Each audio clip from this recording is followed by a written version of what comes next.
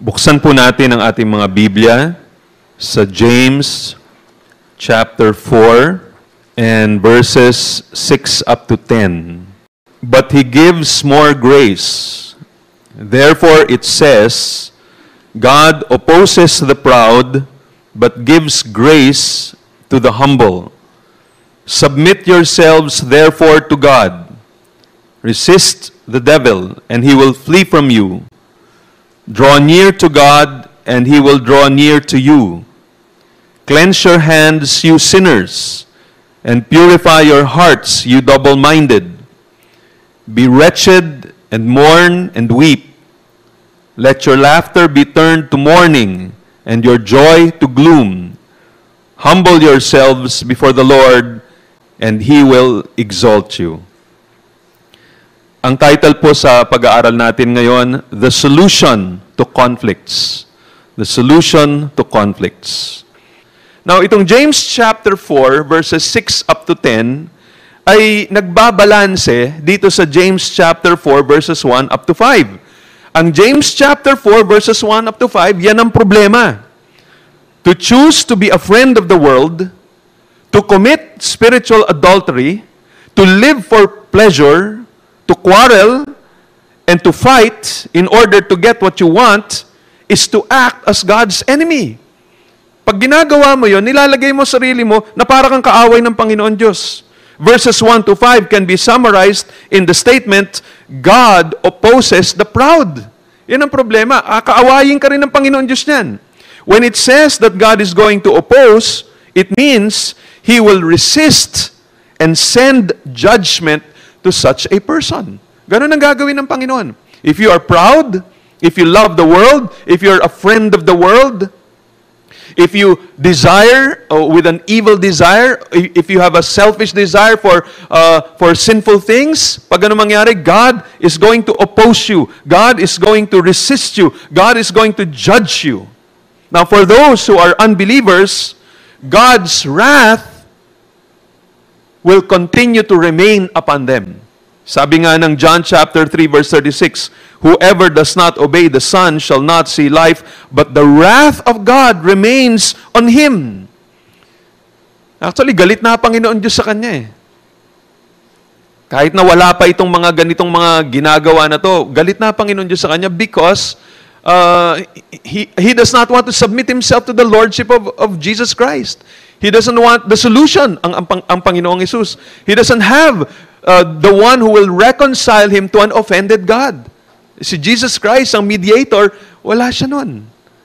And so, the wrath of God remains upon him. Pero there will still come a time na talagang magmamanifest itong galit ng Panginoon Diyos ng buong buo. Sabi ng Romans chapter 2, verse 8, but for those who are self-seeking and do not obey the truth, but obey unrighteousness, there will be wrath and fury. Tingnan niyo, may dalawang element ito. Para sa mga unbelievers, meron ng standing na galit ang Panginoon Diyos sa kanya, parang isang espada na nakasabit sa kanilang ulo. No, meron na nun. May tinatawag lang sword of Damocles that's already over their head, hanging by a thread. No, yun na, nakahang na. Pero darating ang time, babagsak pa ito. At ito yung sinasabi, there will come a time that there will be wrath and fury. In other words, ilalagay na sila ng Panginoon Diyos sa impyerno. They will be eternally separated from God and suffer yung parusa ng Panginoon. So that will be for the unbeliever. Yan ang warning, yan ang mangyari when God opposes the proud. But for the believer, kasi minsan yan nga nangyari, kahit na mga mananampalataya, as I said, no, yung mga believers, sila yung ina-address dito. Pero let me put it more accurately, ina-address ni James dito yung mga churches. Hindi lamang mga believers, kundi yung mga churches, because churches are composed of believers and unbelievers. Hindi dapat sana ganun. Pero yun ang makikita natin in local churches, parang sa atin, sabi natin, we are a local church, Soli Deo Gloria Christian Church. And we can really say na tayo ngayon na nagtipon dito are composed of members and those who are guests or those who are visitors or regular attendees. Halo-halo yun. Maaring may mga members na akala natin totoong mga mananampalataya, hindi pala. Maaring may mga attendees na mga totoong mananampalataya pala, pero halo-halo tayo. There are wheat and tares in our midst. There are believers and unbelievers in our midst. So ito yung ina-address ni James. At kaya ito sinasabi ni James, God opposes the proud. So pag ikaw ay kasama dun sa mga unbelievers, the wrath of God is upon you. One day, His full wrath and full fury will be poured upon you. But if you're a believer, and you fall into this becoming a friend of the world, ano naman ang mangyari? You will incur God's discipline. Disiplina naman ng Panginoon ng darating. Sabi ng 1 Corinthians chapter 11, 29 to 32, just an example nitong disiplina ng Panginoon. It says, for anyone who eats and drinks without discerning the body, eats and drinks judgment on himself. That is why many of you are weak and ill, and some have died. But if we judged ourselves truly, we would not be judged. But when we are judged by the Lord, we are disciplined so that we may not be condemned along with the world. So dito may pinapakitang tatlong form of judgment or discipline mula sa Panginoon. It talks of weakness, illness, or even death. Yung pinaka-severe na disiplina ng Panginoon. So this is for believers. Eh, hindi dahil dadali ng Panginoon Diyos sila sa impyerno. In fact, ang intention doon, sabi doon is, when we are judged by the Lord, we are disciplined so that we may not be condemned along with the world. Para hindi tayo mapunta na impyerno. Pero kailangan gawin ng Panginoon Diyos yung disiplina na yun para i-correct tayo upang bumalik tayo sa tamang daan. Bumalik tayo sa takot sa Panginoon Diyos, pag-ibig sa Panginoon, mag-repent tayo. So, yan ang sinasabi rito. God is going to oppose the proud. Inulit ko na itong opposition na ito to the proud, sinasabi ng Panginoon, hindi lamang para sa mga unbelievers. This is also for believers. Kung tayo ay magiging mayabang, kung tayo ay magiging kaibigan ng mundo, kung hindi tayo magsisisi sa ating mga kasalanan, God is going to oppose us. Okay, so yun ang klase ng opposition na gagawin ng ating Panginoon. Didisiplinahin tayo ng ating Panginoon Diyos pag tayo ay mga mananampalataya. Now, the balance to the problem found in James chapter 4, verses 1 up to 5 is the solution that we find in verses 6 up to 10. So ito yung solusyon, ito yung pambalanse. It begins with the word but. Dito sa verse 6, sabi doon, but He gives more grace. Therefore, it says, God opposes the proud, but gives grace to the humble. So, ito yung kabaliktaran, no? Ito yung pambalanse. Pagka ikaw ay magiging mayabang, pagka ikaw yung desire mo, yung mga selfish desires, pag ikaw ay kaibigan ng mundo, pag ang standard mo ay makamundo, pag feeling mo, ikaw ay masaya na, contented ka na sa buhay mo dahil marami kang pera, o dahil malakas ang influence mo, o dahil matalino ka at ginagalang ka ng maraming mga tao dito sa mundong ito, pagka ganun ang sitwasyon mo, sabi ng Bible doon, God is going to oppose you. Pero ang kabaliktaran naman nun, sabi niya, but He gives more grace. Ano ibig sabihin ng more grace? For the unbeliever, itong para naman sa unbeliever, ang ibig sabihin ng more grace, it means redeeming grace. Redeeming grace. Yung grasya, yung unmerited favor na magdadala sa iyo sa kaligtasan. Pakinggan niyo sabi ni John MacArthur dito, no? Etong grace na to, this is God's justifying, sanctifying, glorifying grace of salvation. That divine, sovereign, loving favor that He freely bestows on undeserving sinners who trust in His Son, Jesus Christ, as Savior and Lord. No matter how sinful a person may be, no matter how much he may love and follow the world, no matter how enslaved to the lusts and passions for the things of the world he may be, God's grace has more than sufficient power to save, redeem, purify, and sanctify. Praise God. Praise God. No, ibig sabihin nito, may pag-asa. Kahit na ikaw ay bumagsak na dyan, kahit na ikaw ay nasa sitwasyon, you've become an enemy of God. Kung ikaw ay susunod sa requirement ng Panginoon, you can receive more grace. Ang grasya ng Panginoon Diyos ay higit pa kesa dun sa kasalanan mo.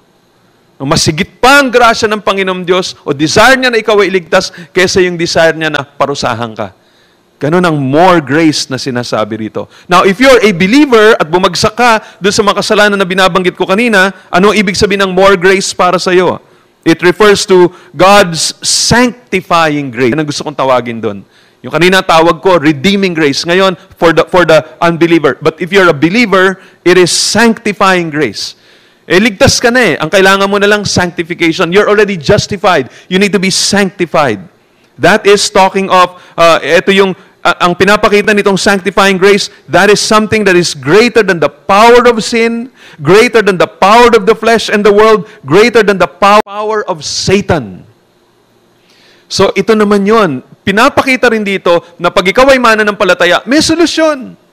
Again, minsan dumarating sa ating buhay na parang feeling natin, Lord, ano ba naman? Kala ko ba Christian ako? Bakit parang ganito nangyari sa akin? Parang eto pa rin ako, parang ang buhay ko, ganun pa rin.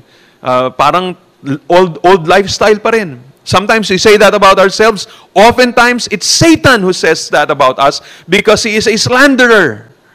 Yung ginagawa ng Diablo, he slanders us. He says, oh, anong klase kang Kristiyano? Bakit bumagsak ka na naman dyan? Napaka-worldly mo, napaka-karnal mo naman. Ano pinagkaiba mo? Tinawag-tawag mo pa sarili mo, born again. Wala ka man pinagkaiba sa mga hindi Kristiyano.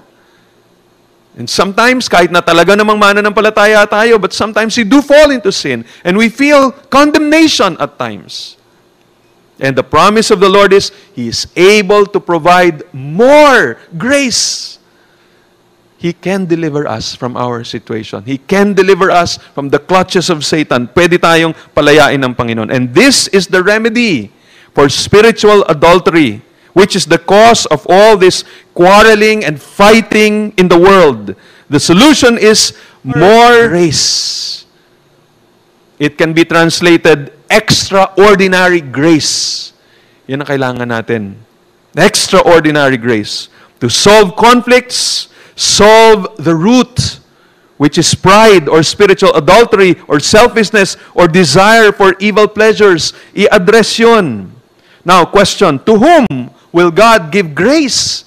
Kanino niya ibibigay itong more grace na ito? The answer is to those who are humble. Sabi dito ng verse 6, therefore it says, God opposes the proud, but gives grace to the humble. Yan ang bibigyan ng Panginoong Diyos ng more grace. Siya na nagpapakumbaba.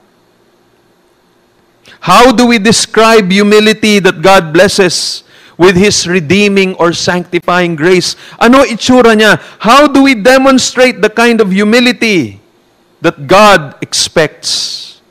At sinagot ni James yun. Praise God, no? Buti na lang, sinagot niya. Kasi kung sinabi lang niya, God gives grace to the humble, talagang mag-struggle pa rin tayo. Lord, ano po ba ibig sabihin ng humble? Baka iba, akala nila humble yung mahiyain. Na pag sinabing, uy, magsalita ka naman, oh, hindi, nahihiya ako eh. Humble kasi ako eh. Hindi humble yon. Actually, minsan yung mga ganon, mayabang yon. Bakit mayabang? Yung mga may stage fright, minsan, di lang natin alam. Actually, ang root nun, kayabangan. Bakit? Kaya sila nahihiyang tumayo sa harapan kasi iniisip nila, baka may masabi sila na mas bumaba ang pagtingin ng mga tao sa kanila. Mas mataas yung pagtingin nila sa kanila sarili. Ang tingin nila sa kanila sarili, magaling. Ang tingin nila sa kanila sarili, maayos. So pag nagkamali sila, bababa ang pagtingin ng mga tao sa kanila. Kaya, nahihiya sila. So anong pinanggagalingan nun? Yabang. Mayabang ka eh. Believe ka sa sarili mo eh. Ang taas ng pagtingin mo sa iyong sarili. Pero pag hindi mo iniisip ang sarili mo, di bali na magkamali ako, okay lang. Mapapahiya ka. Di bali na. Hindi naman, talaga naman mas magaling sila kaysa sa akin eh. Di okay na lang. Basta may kita na ugat nun, kayabangan pa rin eh. Kaya hindi yun ang ibig sabihin ito. Kaya buti na lang, sinabi ni James, ito ang ibig sabihin ng pagiging humble. Ito itsura niya. Kaya tingnan niyo ng mabuti. Ano itsura? Well, ang itsura, makikita natin dito sa verses 7 up to 10. Yang verses 7 up to 10, ito ang itsura kung ano ang ine-expect ng Panginoon na humility. Kaya yung salitang therefore dito sa verse 7, submit yourselves therefore to God. Yung salitang therefore na yan, para yung transition from verse 6, God opposes the proud but gives grace to the humble. Therefore, Here is how to humble yourself. Here is how one humbles himself before God in order to receive grace. Ito ang paraan. So, anong paraan? Well, sa pamagitan nitong 10 active commands. Merong 10 command dito.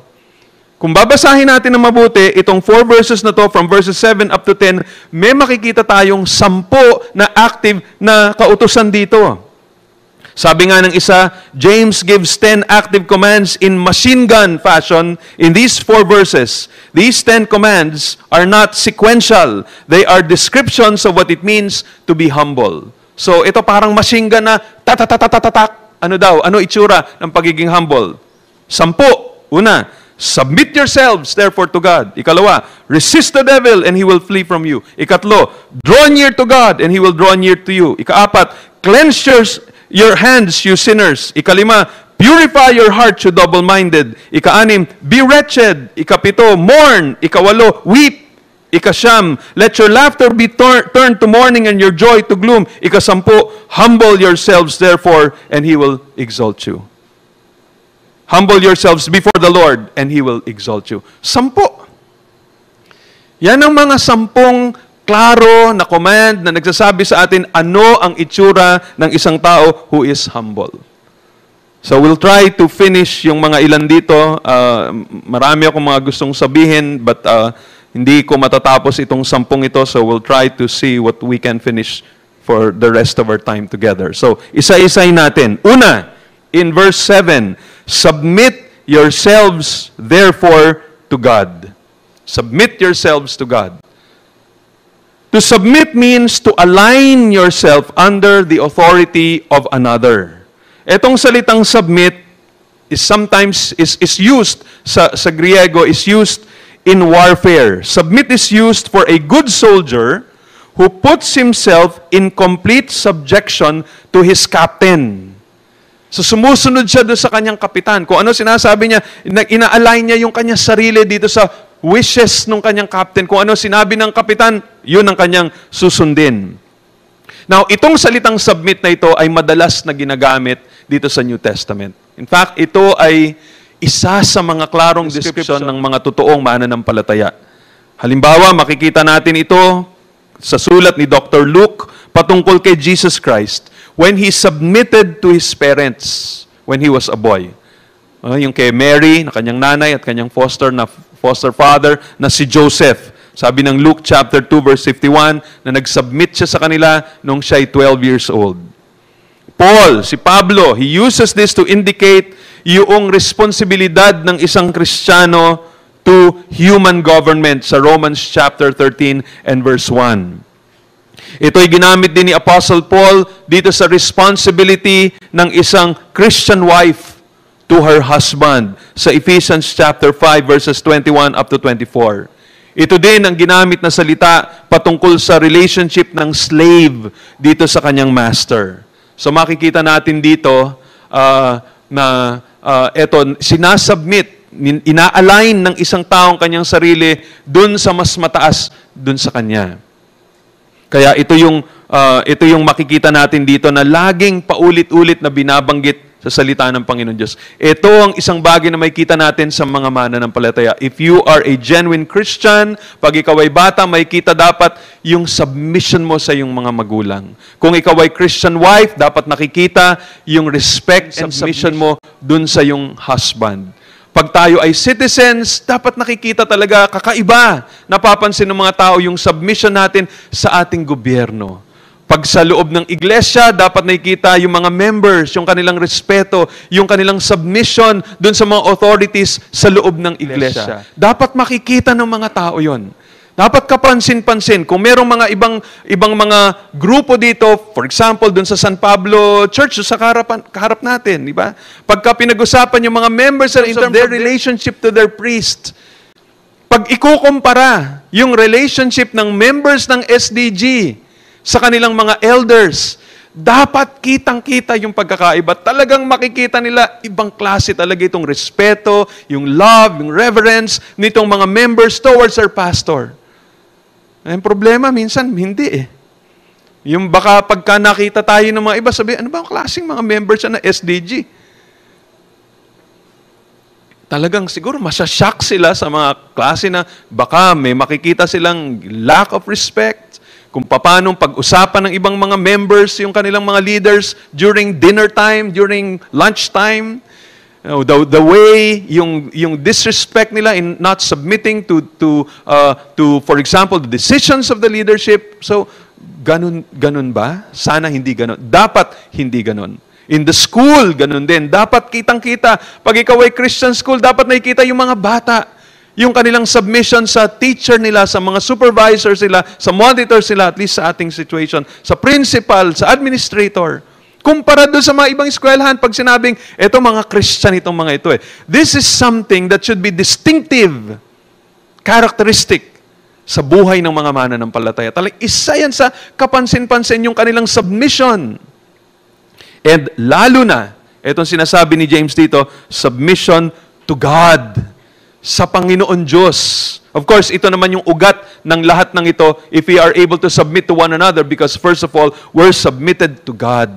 Pero ito nga yung unang sinasabi niya, you want to solve the problem of conflicts? You want to solve the problem between of conflict between members and pastor or members with members? That's the first thing we need to deal with. Submit to God. You must submit to God willingly. Come under His sovereign authority as Lord. Follow His will no matter what. Kahit ano pa man ang sabihin ng Panginoon Diyos, there must be a desire to submit to God. Susunod sa Kanyang kalooban. Pag sinabi ng Panginoon Diyos na ganito, we need to follow. Submitting to God. If you're an unbeliever, ang ibig sabihin nito is you are to obey His word, obey the gospel. Kung ano sinasabi ng Ebanghelyo about Jesus Christ, believe it. Kung ano dapat gawin na treatment mo kay Christ, gawin mo yun. You are to submit to Jesus Christ as Lord and God.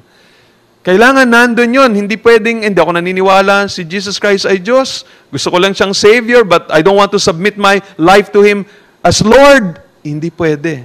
We must submit to Jesus, not just to Him as Savior, but also to Him as Lord. Kontra sa mga tinuturo siguro ng ibang mga iglesia na sasabihin nila, well, you can be saved simply by receiving Jesus as Savior. Yung Lordship niya can wait later. Saka na lang yon. Siguro ngayon, high school ka, sige, tanggapin mo lang si Jesus as Savior. Lordship can wait when you're in college. Hindi pwede. Kung tinanggap mo si Jesus Christ as Lord pag college ka, doon ka palang na born again. Hindi ka na born again nung high school ka. Because you cannot be born again, you cannot be saved if you just want Jesus to save you from hell. You must be willing to surrender to Him also as Lord. Dapat Panginoon siya ng buhay mo. Dapat kung ano ang gusto niya. Kung sa situation mo, halimbawa, God is telling you to give up certain things, you must be willing to do that in order to receive Jesus Christ. If there is a need for you to give up an adulterous affair, God says, alam ko yung ginagawa mo, hindi ko gusto yan. You have to repent of that sin and then come to me. Yun ang ibig sabihin ng submission. You obey. You obey. Kung ano yung mga bagay na ipinapakita ng Panginoon, of course, there are some sins na hindi pa natin siguro nakikita, but the things that the Lord convicts us with, pinapakita na ng Panginoon Diyos sa atin, or we are made aware of those things because people have come to us and told us, itong nakikita ko sa iyo, itong mali sa ginagawa mo. So God is speaking through these individuals, if not through His Word. So, anong dapat natin gawin? We must obey. We must submit to God. Kailangan willing tayo na talikuran yon if we are to submit ourselves to the Lord. Again, very interesting ito. Saang seminar about conflict resolutions na ito ang ituturo? Di ba, usually siguro tuturo, be aggressive. Kung gusto mong maayos sa ito, dapat aggressive ka o dapat ganito gawin mo. Pero ilan ang magsasabing, dapat mag-submit ka. Dapat mag-submit ka sa Panginoon. That should be part of it. Okay, that's the first. Pangalawa, sabi dito, resist the devil and he will flee from you. That is the second command.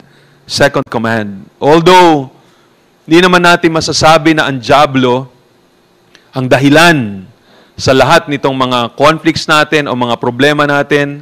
Kasi may mga ibang mga tao naman, lahat na lang ng problemang dinadaanan nila sa buhay, sinisisi sa demonyo. Pag merong may sakit, demonyo ang dahilan, may demon of sickness. Pagka glutton ka, may spirit of gluttony. Pagka may greed ka, may spirit of greed. Pagka hindi mo minamahal yung asawa mo, may spirito din patungkol doon. So puro na lang sinisisi, demonyo. Pero hindi naman ganun ang sinasabi ng salita ng Panginoon. Pero at the same time, maaari din talagang may mga sitwasyon sa ating buhay na ito ay dahilan sa influence ng dyablo. Kung hindi man directly, meron pa ring galamay ang dyablo dito sa ating mga paligid. But of course, hindi naman tayo mapipilit ng dyablo kung hindi rin natin gugustuhin. No? Kaya lang naman din siya nakakakilos sa atin kasi nga yung mga desires ng puso natin Para bang yung mga yung scam lately na nangyari ngayon, kalimutan ko ng pangalan dito, pero yung bilyon-bilyon na Aman, o ano nangyari doon? Sinisisi na kasi yung Malaysian na yan na siya ang promotor nito, ganyan-ganyan. Pero alam nyo kung isipin nyo rin ng mabuti. Gusto mo rin kasi. Nandun kasi yung greed. Nandun kasi yung desire mo kasi yung yumaman ka agad Ayaw mo kasi na magtrabaho muna, ganito, yung paraan na tradisyonal na do hard work, wait, and then be patient, and then do things excellently. Gusto mo, wala kang mapoproduce, may konti kang pera, yung bigay ka ganyan, after a few days, eto na kagad ang return, lumaki kagad, invest mo na naman ito. Kuminsan yun ang problema. So, kaya nadadala sa mga ganon because of greed. So, kung titingnan natin, may problema din yung ating puso. And sometimes ganon na nangyari. So, in a sense, may kilos pa rin ang dyablo, pero kuminsan nga, yun nga, galamay na lang niya. Kaya tayo nadadala dahil mali rin yung ating puso. Pero yun ang isang bagay na kailangan nating ma-recognize. We must learn to say no to the devil. We must be able to resist him. Yung dyablo dito, it's interesting, yung salitang devil dito comes from the Greek word diabolos. Kaya dito natin nakukuha yung Tagalog na diablo. Kasi yun yung Griego, diabolos, which means literally to throw against. Ito yung salitang slanderer. So ito yung ginagamit, kaya ang tawag dito sa diablo is called an adversary. Alam natin na yung diablo, according to Scripture, he is a fallen angel or cherub na bumagsak at nagrebelde sa Panginoon, at ito ngayon ang mortal na kaaway ng Panginoong Diyos. Etong diablo ngayon is the one who accuses and slanders the believers. Alala niyo yun sa Job. Sabi na ng Panginoon, nakita mo ba itong si Job? Wala nang taong tulad niya, maayos na maayos yan. Kaya lang naman maayos yan. Sabi ng diablo sa Panginoon, paano? Pinagpapala mo Slanderer siya. Tanggalin mo yung pagpapala. Tinan mo ang gagawin yan sa'yo. And that's what Satan does. Satan slanders us. Satan tempts us. Satan opposes us. Satan tries to control us. Pero anong solusyon dito? Sabi dito ni James, resist the devil. Yes, we are no match to the devil with our own strength, but in the name of the Lord Jesus Christ, and protected by His armor, yung nakalagay sa Ephesians chapter 6, yung armor na pinoprovide ng Panginoon, we can stand against Satan, and the promise of the Lord is He will flee. So in order to resolve conflicts, the first thing is to submit to God, and then stop and pray in Jesus' name against the prince of darkness. So pwede natin gawin yun. Ang ganda nitong assurance na to, He will flee from you. In other words, Satan can be resisted. Pwedeng ma-resist ang diablo. Minsan, pagka nakakapanood tayo, lalo na pag panahon ng mga November, tapos may mga palabas sa TV, palabas sa sine, mga exorcist, mga taong na-possess, parang the way movies present Satan and demons, talagang grabe yung possession, grabe yung control sa isang tao na wala ka nang magagawa. But the only reason why that has happened, that Satan had full possession over a person, is because The person surrendered himself to Satan. Gumamit siya ng mga bagay na magkakaroon ng access ang diablo sa kanyang kaluluwa. Maybe he played with Ouija board, maybe nagpumunta sa mga manghuhula, maybe mahilig sa mga horoscopes, maybe mahilig sa mga anting-anting, maybe mahilig dito sa mga occultic practices na ito. Maybe yun ang mga dahilan. Or some other things na talagang, kumbaga, kontrolado ng diablo. And so, yung kanyang puso, talagang sinasabi niya, Satan, i-control mo buhay ko. Minsan, di ba, may ibang nagsasabi, Lord, kung ayaw mo sagutin prayer ko, sa diablo na lang ako magpe-pray. Satan, sagutin mo lang tong prayer na to. Sa'yo na kaluluwa ko. So, may mga ganun. And so, Satan takes possession over the person. But the fact is, if you are not going to allow him, if first of all, you're going to submit yourself to God, hindi ka kaya i-control ng diablo. And if you resist him, he will flee from you. Pakinggan niyo sabi ni MacArthur, the Lord Jesus defeated Satan at his temptation and at the cross and left him vulnerable. He cannot hold a sinner against that sinner's will. He can't even lead a believer into sin without the consent of that believer's will. When confronted and resisted with the truth of the gospel, he flees, releasing his hold as that repentant sinner who believes is delivered from darkness to light. After salvation, he comes again and again through the world systems working on the flesh, but can be defeated repeatedly by the believer who has the sword of the Spirit and the rest of the armor. So, pwede natin siyang matalo if we are submitted to God and we follow itong nakalagay sa Ephesians chapter 6. Basahin natin yung nakalagay dito sa Ephesians chapter 6 na armor.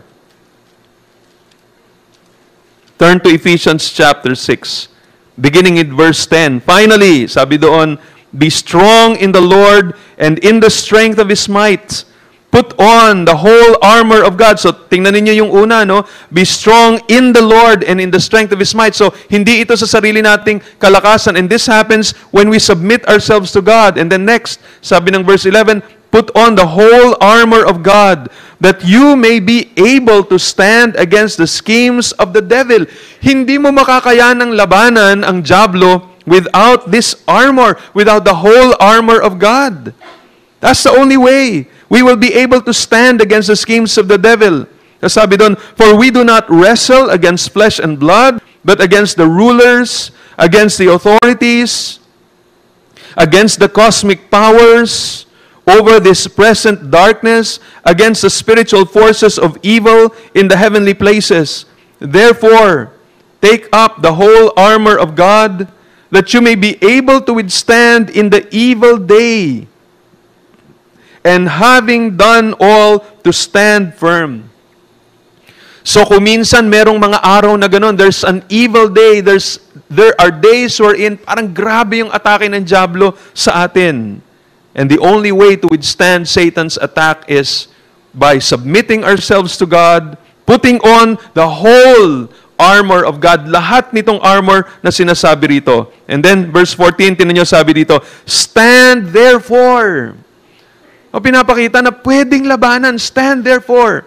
Imagine ang pinag-uusapan dito, yung diablo na pinag-uusapan dito, yung mga forces ng diablo. Stand therefore, having fastened on the belt of truth, and having put on the breastplate of righteousness, and as shoes for your feet, having put on the readiness given by the gospel of peace in all circumstances. Take up the shield of faith with which you can extinguish all the flaming darts of the evil one. So ito, may mga iniitsa na mga darts against us. So the way to extinguish that is through the shield of faith. Take the helmet of salvation and the sword of the Spirit, which is the word of God, praying at all times in the Spirit with all prayer and supplication. To that end, keep alert with perseverance, making supplication for all the saints. So, hindi lang din ikaw, kasama mo pa yung ibang mga mananampalataya to pray with you, to pray for you. So, ito yung sinasabi rito. Resist the devil, pwede, and this is the promise. kasama yon. Satan tries to control us. Satan tries to tempt us. Satan tries to use the things of this world. Satan tries to say, eto maganda to, ito standard ng mundo. Pag meron ka nito, sikat ka. Pag meron ka nito, magaling ka. Pag meron ka nito, masaya ka. And then you just have to go back to the Word of God and say, what does the Word of God say? Sabi ng Panginoon Diyos, ito ang dapat kong gawin. And you just have to follow what God says. Kahit na wala kang nararamdaman, hindi mo nararamdaman na parang galit ang Panginoon Diyos, wala kang nakikitang disiplina ng Panginoon, you don't have to wait for that. But the fact is, you are controlled by Satan if the way you think is the way the world thinks. So ito yung sinasabi rito, we need to resist the devil, resist yung mga dinadala ng diablo dito sa ating buhay. And we can do that by the grace of the Lord. And then, ikatlo, sabi dito sa verse 8, draw near to God, and He will draw near to you. Draw near to God. Drawing near here involves intimate fellowship and communion with God. Ito, ibig sabihin itong drawing near. Pagka-salvation, pag-usapan lang natin yung salvation. Sometimes, when we talk of salvation, we often just think about God is going to deliver us from hell. Pero hindi lang yun eh. Salvation also includes drawing near to God, which talks about intimate fellowship and communion with Him. Alam nyo, itong drawing near to God, ito ay isang Old Testament term. Ito ay isang general expression para sa isang tao who sincerely approached God in penitence and humility. Sabi nga ni Isaiah, "These people draw near with their words and honor me with their lips, but their hearts are far away from me." So pag sinabing draw near, ang pinag-uusapan dito meron kang sincere na paglapit sa Panginoon. And kasama dito sa drawing near, itong mga elements na ito, na kung saan yung bang you enjoy God, you desire God. Sabi nga ng psalmist, as for me, the nearness of God is my good. I have made the Lord God my refuge, that I may tell of all your works. Kung pinag-uusapan dito, ito yung kanyang joy. Paglapit niya sa Panginoon, there is communion. Masarap yung kanyang pakiramdam. Enjoy siya nakasama ang Panginoon Diyos. Ito ang ginagawa ng mga priests. They draw near to God. Of course, tayo, we draw near to God through the Lord Jesus Christ. Pero yung binibigyan ng diin dito is this intimate fellowship and communion with God. You must desire God. We must desire communion with God. Para ma-overcome itong selfishness natin in becoming friends of the world, we must become friends with God. We must draw near to God. We must desire Him. We must love Him. We must enjoy Him. Yan ang dapat nating hanapin, na mas grabe yung pag-ibig natin sa Panginoon kesa dun sa pag-ibig natin dito sa mundo. Maybe some might be asking, paano yan? Akala ko ba, why do you draw near to God? I thought God is everywhere. How can I come near Him? Di ba He's everywhere? Paano ako kapit sa Kanya? But the truth is, it is possible for you na lumayo sa Panginoon. Posible yon.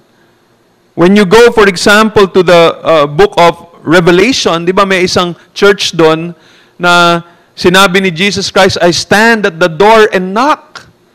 Kumakatok dito sa iglesyang ito.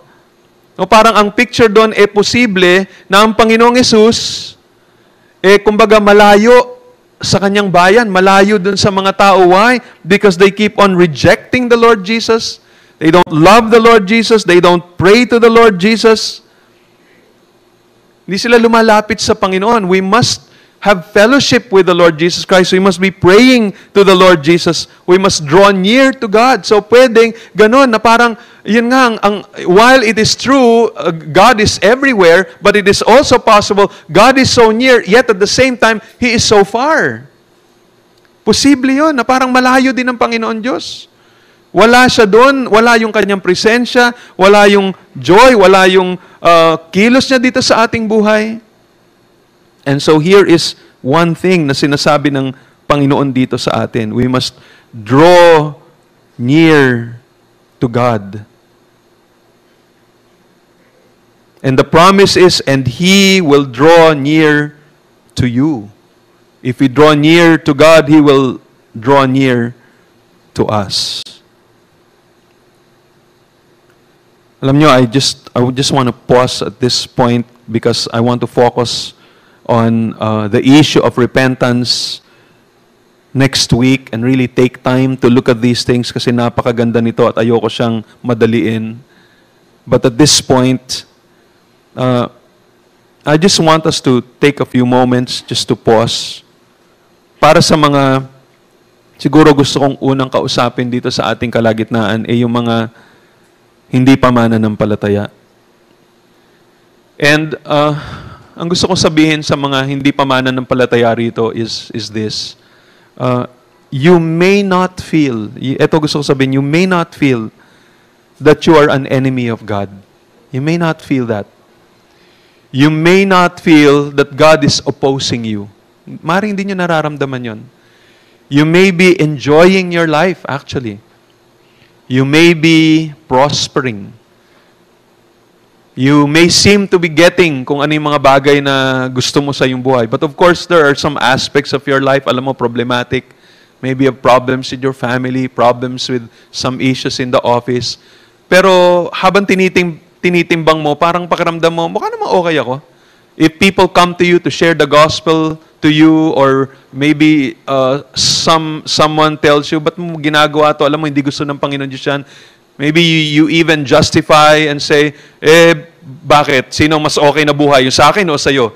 Sabihin mo sa sarili mo yan, tinan mo buhay mo, mas miserable ka pa, mas mahirap ka pa kaysa sa akin. O kaya, sabihan mo yung ibang mga tao, mga nasa preso, ako, okay ang buhay ko. Silang, sharean mo ng gospel, wag ako. I'd like to tell you this, that hindi dahil hindi natin nararamdaman ang galit ng Panginoon Diyos, ibig sabihin, okay tayo. You must remember, yung assessment ng Panginoon Diyos ang importante. Yung assessment ng Panginoon Diyos. Remember, the Lord Jesus Christ said in John chapter 3 verse 36, ang galit ng Panginoon remains on those who do not have Jesus Christ. The wrath of God remains on them. Nandun na sa kanila. Nananatili na sa kanila. Pero hindi nila nararamdaman yon. Pero katulad ng nabanggit ko sa inyo kanina, darating yung time, according to Romans chapter 2, when the Lord is going to pour His wrath and His fury. Maring dumating yung time, hanggang sa mamatay kayo, parang hindi nyo natikman yung matinding galit ng Panginoon. Siguro naisip nyo, nakalusot naman ako. Yun, siguro, mas masamang tao yung mga nandun sa Katiil, yung mga nasa Combal, yung mga nandun sa New Bataan, kaya nangyari yun sa kanila. Ako, siguro mas okay ako. O bakit hindi nangyari sa akin yun?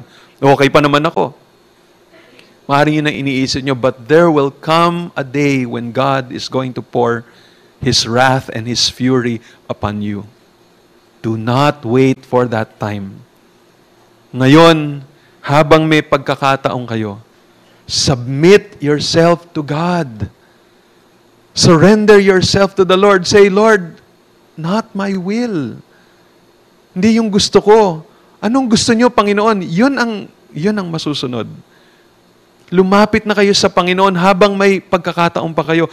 And don't just say, lumalapit naman ako sa Panginoon. Nagpe-pray naman ako sa Panginoon Diyos eh. As I said, di ba? As James says, there are people who feel that way. There are people who feel, lumalapit naman sila sa Panginoon. Lagi naman sila nagpe-pray. Pero tingnan nyo, ano ang laman ng kanilang prayer?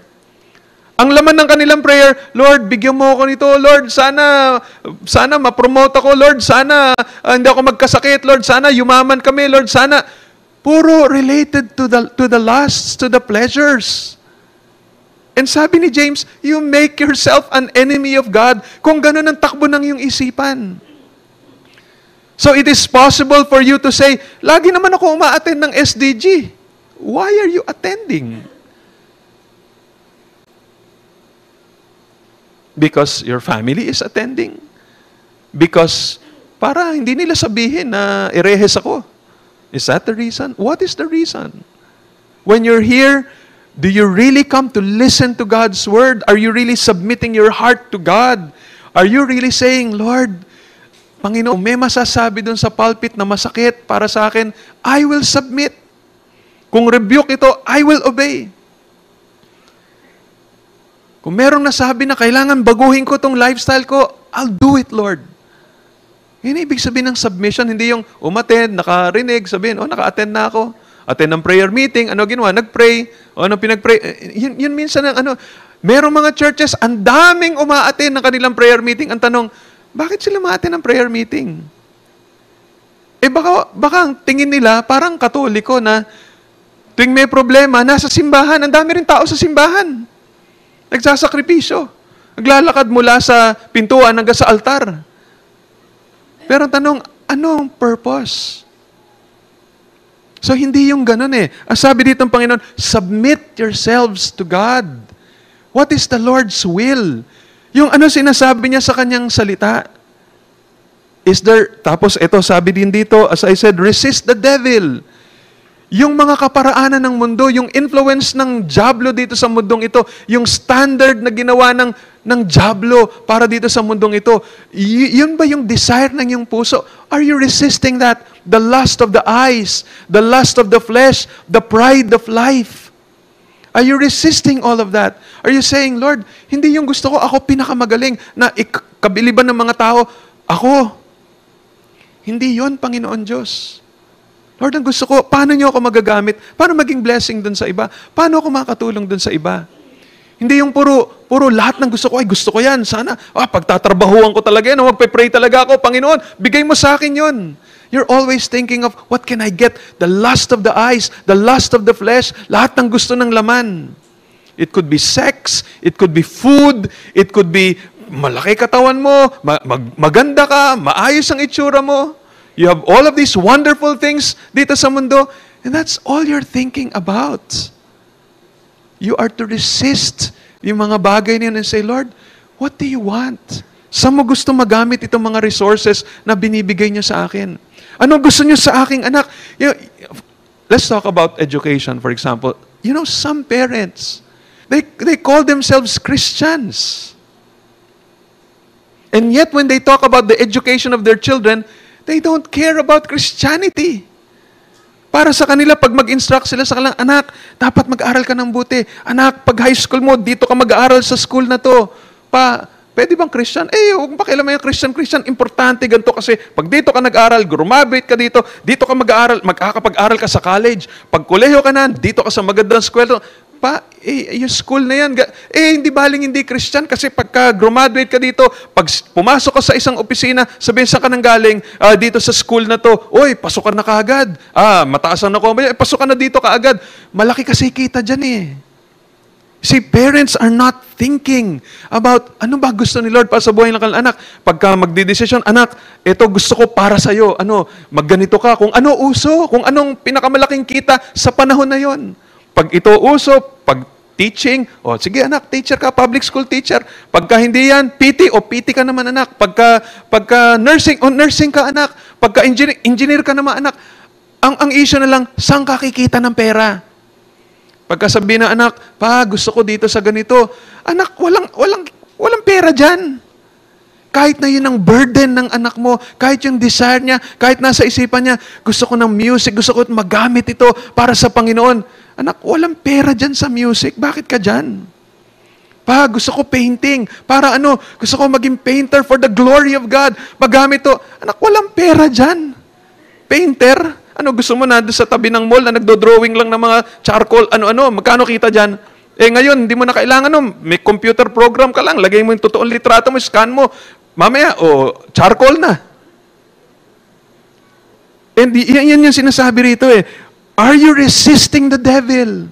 Are you saying, Lord, what is your will? What is your will for my child? What is your plan for my child? And yun nga sinasabi, that's the reason for conflict. When we're not thinking that way, when we're thinking, dapat ako una, dapat ako number one. Kaya tinan nyo, lahat ng mga competitions, puro yun ang pinagmulan. Dapat kami number one, awayin natin sila. Pagdating ng cheering, ano laman ng cheering? Cheers, bomba, patay-patay kayo. Yung mga parang ano, puro ganun. Kasi kailangan panalo kami, number 1 kami. Pagka nanalo, yes! Tapos yung itsura parang, iyabang eh. And that's the things of the world. Sabihin, paano ka magsasucceed sa business? Wala ka ambisyon eh. Pero yung ambition, selfish ambition. Tapakan mo na yung iba. Masagasaan na yung iba. Di bali nang mamatay ang businesses nyo, basta kami nakatayo pa. It's so contrary to the will of God. And so, yun ang dahilan kung ba't awayan, patayan. Draw near to God. Fellowshipping with God. Yung joy natin, hinahanap natin sa Panginoon Diyos, hindi yung joy natin nasa bagay sa mundo, yung joy natin nandito sa number 1 ka, yung joy mo nakuha mo yung medalya na to, yung joy is, eto, ikaw ang pinakamagaling sa inyong grupo. Hindi, yung joy mo is God. Draw near to God. Communion with God. Fellowship with God. Kaya may kita natin, as we think about it, nga, no? Ito, solusyon for quarreling and fighting, for conflicts. If we understand who God is, we have a right relationship with God. God is going to give more grace kung magmamanifest itong mga bagay nito sa ating mga buhay. And again, I'm addressing, first of all, the unbelievers. You feel you're okay, but you're not. You are on your way to hell kung ang utak mo puro lamang nakatutok sa mundo. Receive Jesus, submit yourself to God, resist the devil, draw near to God while you still have time, habang may panahon pa. And for believers, of course, it's the same thing.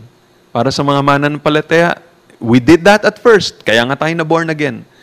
Now, when you feel yourself parang being cold towards God and being a friend of the world, this is the same step again. Submit yourself to God and say, Lord, not my will, but your will be done. Resist the devil. Balikan na naman natin, ano ba sinasabi ng Panginoon? Ano bang number 1 sa Panginoong Diyos? Ito dapat sundin ko. And then, draw near to God. Have fellowship with the Lord.